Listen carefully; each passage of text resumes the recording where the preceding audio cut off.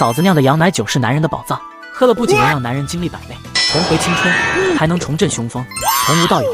但奇怪的是，我家从没有养过羊，更别说有羊奶了。不过每到晚上，路过大哥和嫂子的屋子，我总能闻见里面传来阵阵奶香。可好景不长，大哥死了，为了能让嫂子留在家，爸妈居然提出让我娶了嫂子。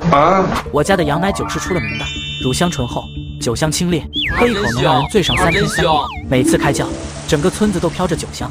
虽然一次开窖只卖30坛，但我家依旧赚得盆满钵满。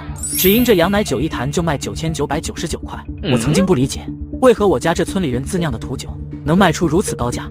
直到我看见那些开着豪车的男人，不远万里来这鸟不拉屎的土村子，豪掷千金只为一口羊奶酒。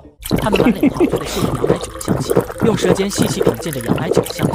原本因为过劳而死气沉沉的脸瞬间和了起来。可我马上想起，我家根本就没有羊，只是每当夜深人静，大哥屋子里传来奇怪的声响时，院里就会充满一股甜腻的奶香。出于好奇，我悄悄在大哥窗上戳了一个小洞，想看看到底发生了什么。就看见大哥伸出舌头将嫂子耳垂上沾的奶子舔得干干净净，一脸陶醉的样子。不知为何我感到一阵恶心，连空气中散发的奶香此刻也觉得腥臭无比。就在我转身要逃回自己屋子时，屋内突然传来一声尖叫。大郎他没了。第二天家里就挂起了白帆，村里人陆陆续续前来吊丧，说是吊丧，眼神却不住地往嫂子房间瞟去。二郎啊，你嫂子怎么不出来见客？她现在是不是心口疼，需要人来揉一揉啊？你哥真是不争气，死得这么不光彩。就是可惜了你嫂子，人那么年轻，长得也好，又白又嫩的。我无话可答，只能飞快地跑进屋内，蹲在角落看嫂子出来应付这些人。就在我昏昏欲睡，头一点一点的要睡着时，一墙之隔的里屋爸妈突然吵了起来。我爸打了打烟管，有些不屑地看了我妈一眼。大郎可以牺牲，二郎怎么不行？反正都不是亲生的。你简直是个畜生！二郎可是我们从小养到大的，你这么行怎么不自己上？要不是这法子有损寿数，难道我是疯了才守着你这个黄脸婆，放弃白洁那个美人？听到这我大惊失色，我居然不是爸妈的亲儿子，他们还想我娶嫂子。最后我行尸走肉般回到了自己房间。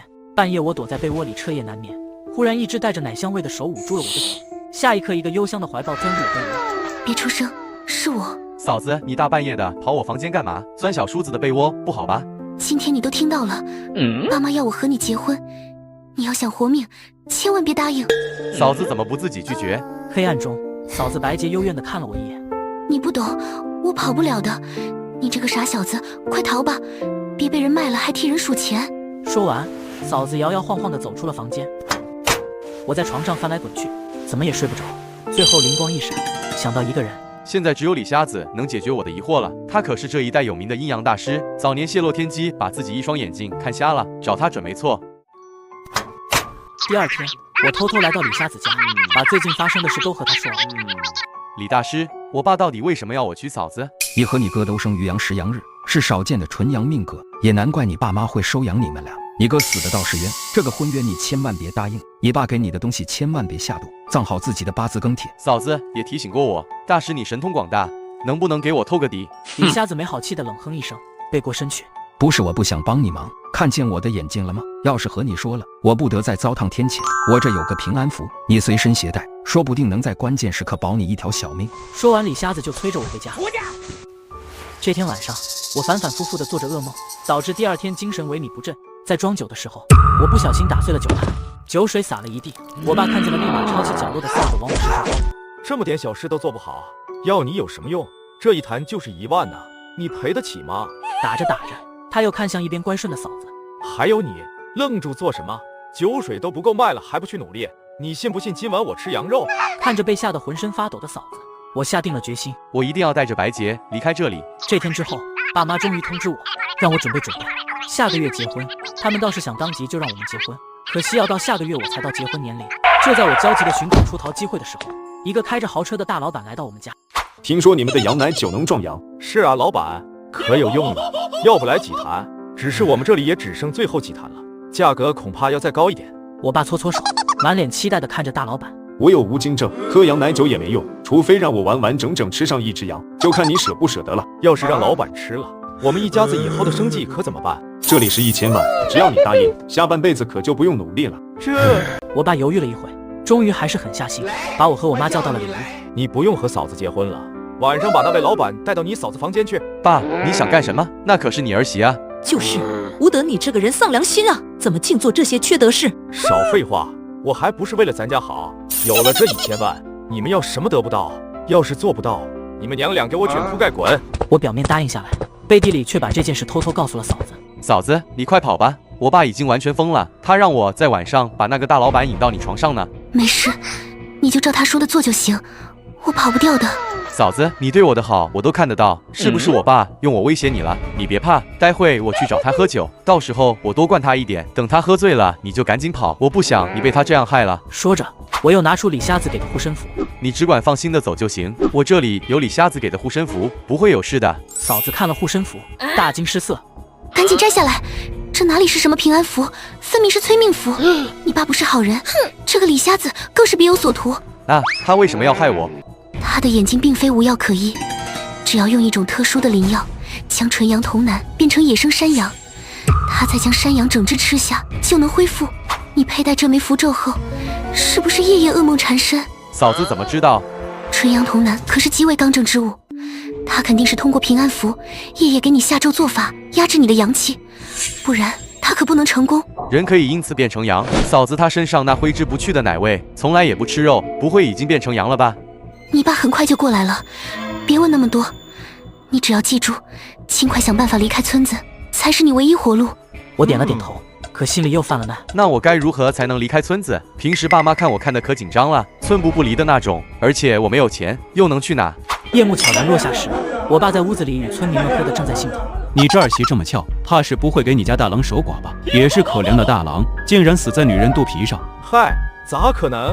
偷偷和你们说，我这儿媳可是山里的羊精，我藏了她的羊角，她回不去了，只能给我家当牛做马，当一辈子的劳力。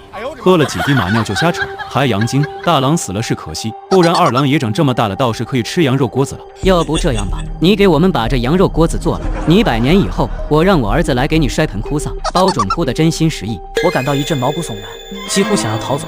我爸倒是哈哈大笑，做你的春秋大梦去。我妈见状把我拉到角落，别怕，妈一定保护你。妈，求你救救我，给我点钱，让我走好不好？我妈立马变脸，不满地瞪了我一眼。这是你家，我们是你爸妈，还能害死你不成？我握紧了手中的平安符，内心的恨意达到了顶峰。深夜，我照着我爸说的，开了小门，领着那男人进了后院，一路畅通无阻地来到了嫂子门前。我往旁边让了让，你自己进去吧。男人没有推辞，邪笑着钻进了卧室。随着女人的一声尖叫之后，屋内很快传来一阵阵毛骨悚然的咀嚼声。爸，我们要不要进去看看？你懂点事，不要坏了老板的好事。只是我没想到他自己带了家伙，倒是省得我动手了。这叫声有点凄厉啊，不会出什么事吗？能出什么事？我提前给你嫂子吃了药，她如今四肢无力，没有武器根本不可能伤人。我爸说完，满不在意地转身回房间倒头大睡去了。我看着夜色中的屋子，竟然有些兴奋，毕竟白天的时候，我可是偷偷在嫂子枕头下放了全家最锋利的菜刀。第二天早上，我爸醒来时，看到厨房里忙碌烧饭的嫂子，跟见了鬼一样，吓得连退了好几步。爸，我难道不该活着吗？不知道是不是我的错觉，我觉得她今天更美了，也更有野性了，而她身上的奶腥味也越发明显起来。只是我爸恍若未觉。我当然希望你活着了。那你有见到那位老板吗？我知道他在怀疑什么。大老板的车还停在附近，人却不见了，他当然会感到奇怪。昨晚他和我那个后就离开了。见我爸面露迟疑，嫂子端上新酿好的羊奶酒。这是新的一酱，爸，你尝尝味对不对？二郎，还不去给我拿点下酒菜？我在一旁默默看着这一切，我爸似乎完全没有注意到，自我哥死后，他的胸膛变得越来越肥硕，那不是堆积的肥肉，而是嫂子的能力在发挥作用。我转身朝着厨房走去，偷偷往我爸的下酒菜里放炉灰。我妈经过恰巧看见了这一幕，她大惊失色地抬手给了我一巴掌。你放了什么进去？就算怨你爸，也不至于要害死他吧？我没有躲，被他打得偏过头去，鲜血顺着我的嘴角滴落。我自嘲一笑，你们那天的话我都听到了，我都不是你亲生的，你怎么会帮我？恐怕只有你们两口子是自己人吧？我妈被我直白的眼神吓地偏过头去，不再直视我，只继续骗我。妈知道你心里有气，妈会帮你的，妈不会看着你和白洁结婚，让你走上你哥的路的。为了取得我的信任，我妈终于说出了我哥死亡的真相。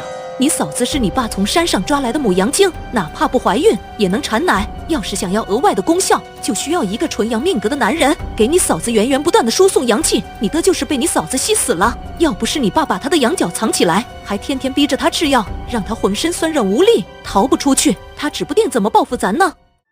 还有一种后天形成的公羊精，用一种特殊的灵药喂养，就能让一个纯阳命格的男人变成一只真正的公羊。这种公羊可就妙了，能让人疾病痊愈，延年益寿。